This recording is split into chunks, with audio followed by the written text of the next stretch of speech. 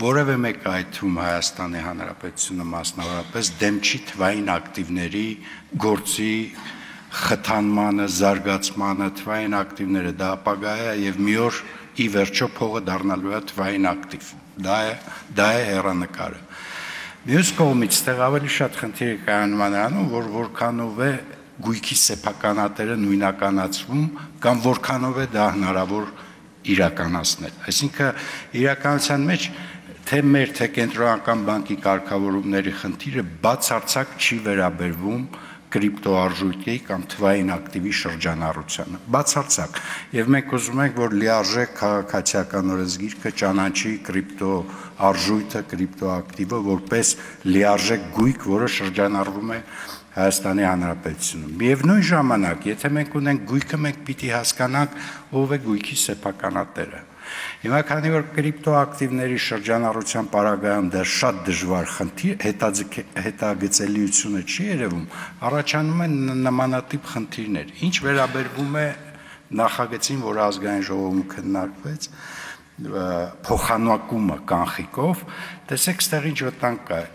վտանգ կա, եթե դա դառնա թույլատրելի կամ մնա թույլատրելի, դա նշանակում է, որ մենք ֆիսկալ համակարգին լուրջ հարված ենք տալիս, որովհետև երբ որ այդ գնումը տեղի է ունենում անկանխիկով, դա նշանակում է ֆիսկալ տիրույթում գոնե այդ առևտուրը ինչ որ ձևով, գոնե վճարման փուլում արձանագրվում է եւ ինչ որ չափով հետագծելի է դառնում։ Երբ որ դա տեղի է ունենում կանխիկով,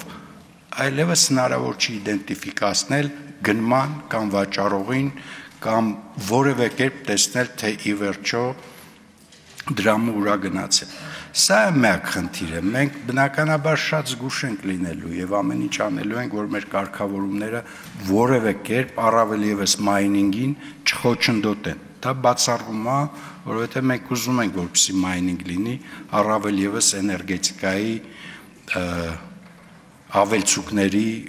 պարագայում։ Եվ դա նաև մայնինգը ինքը շատ լավ գործիք է, որպեսզի մենք մեր սպառումը բալանսի բերենք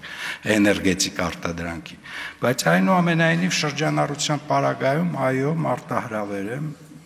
մեր օրակարգում եւ ձեր օրակարգում այդ հարցը շարունակելու է մնալ, որովհետեւ ես չեմ կարծում, որ մենք կոնսենսուս կունենանք, որպեսզի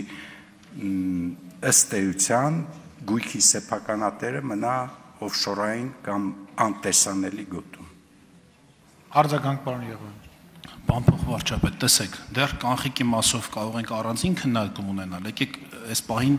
գործող օրենքով թույլատրված անկանխիկի վերակենտրոնանանք։ Այսօրվա օրենքը թույլ է տալիս անել անկանխիկով։ Հիմա մարդը եթե գնա բանկ, կարող է անկանխիկով կրիպտոարժույթ առնել։ Ինձ ասում են, որ չի կարող, որովհետև բանկը ուղղակի չի սպասել կինենք։ Ասի մենք չենք անում դա, բացատրելով կամ ընդհանրապես չբացատրելով, լավագույն դեպքում ասելով, որ դա մեր քաղաքականությունն է կամ կենտրոնական բանկի շրջաբերականն է եւ այլն եւ այլն։ Ինչ վերաբերում է ձեր ասած իդենտիֆիկացիային, ինչքանով որ ես եմ հասկանում այդ տեխնոլոգիաներից, հատկապես բիթքոյնից, որից ես չունեմ, այդ բան չմտնենք, հա։ Ոչ մեկ չի կարող իմանալ ունեք թե չունեք։ Այ հենց այդ է, ինչքանով ես տեղ իմ խոսքը գնահատում եմ որպես փաստ էլի արդեն։ Իմաստը հենց այնա, որ չիդենտիֆիկացվի այդ տեխնոլոգիայով։ Ստացվում է, եթե մենք ուզում ենք իդենտիֆիկացնել եւ չենք կարողանում իդենտիֆիկացնել, ստացվում է մենք չենք խրախուսում ընդհանրապես այդ ֆենոմենը։ Նույն հաջողությամբ, պարոն Գրիգորյան, մենք կարող ենք ասել, որ քանի կանխիկը կար 2-2.500 տարի, չէ՞, մինչև անկանխիկի հայտ գալը։ Այդ կանխիկի տիրոջն էլ չէին կարող իդենտիֆիկացնել։ Միտեղ մեկի տանը դրած էր, չգիտեմ, 10 կիլո ոսկի, ումն էր դա։ Ոչ մեկ չէր կարող հաստատ ասել։ Գիտել միայն այդ ոսկու տերը, չէ՞, բայց կանխիկով շրջանառությունը լինում էր, չէ՞, եւ հանցավոր շրջանառություն եւ օրինական շրջանառություն։ Այստեղ այս դիլեման մենք ո՞նց ենք լուծելու, եթե անպայման վերջնանպատակ դնենք իդենտիֆիկացնել, թե ումն է այդ կրիպտո ակտիվը։ Ո՞նց ենք դա անելու։ Ես համաձայն եմ ձեր դիտարկման հետ եւ ինքը պարզ հարց չի։ Այնուամենայնիվ ես կարծում եմ, որ այս հարցի միակ լուծումը կայանում է նրանում, որ կրիպտո արժույթի առևտրով զբաղվողները ինչ որ ձևով, ոնց որ դա արվում է այլ երկրներում,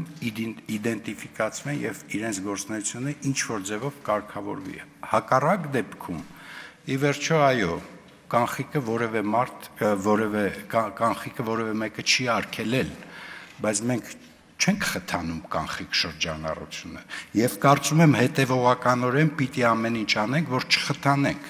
Հակառակ դեպքում ֆիսկալ համակարգը դառնում է շատ խոցելի։ Հիմա շատ անտրամաբանական կլիներ, եթե մենք կանխիկը չխթանեինք եւ միևնույն ժամանակ խթանեինք կանխիկ առևտուրը կրիպտոակտիվի կամ կրիպտոակտիվի գոյությունը առանց իդենտիֆիկացման։ Դա խնդրեմ է, հասկանում եք, մի օր կարող է պատահի դրա պատճառով ուղղակի հարկեր չվճարվեն։ Այսինքն վերջնական ռիսկը հանգելու է դրան։ Եթե ինքը դառնա վճարամիջոց ու ազատ շրջանառվի, այդ դեպքում հարց առաջանում, իսկ ինչի շրջանառվի ՀՀ դրամը, կանխիկ թե անկանխիկ, եթե կարելի է շրջանառել կրիպտոակտիվ եւ որևէ հետագծելիություն չթողել։ Սա է խնդիրը։ Բայց ամեն դեպքում մենք միևնույնն է միասին շարունակելու ենք այս հարցով զբաղվել, սա դեռ շատ լրամշակման կարիք է ունենալու։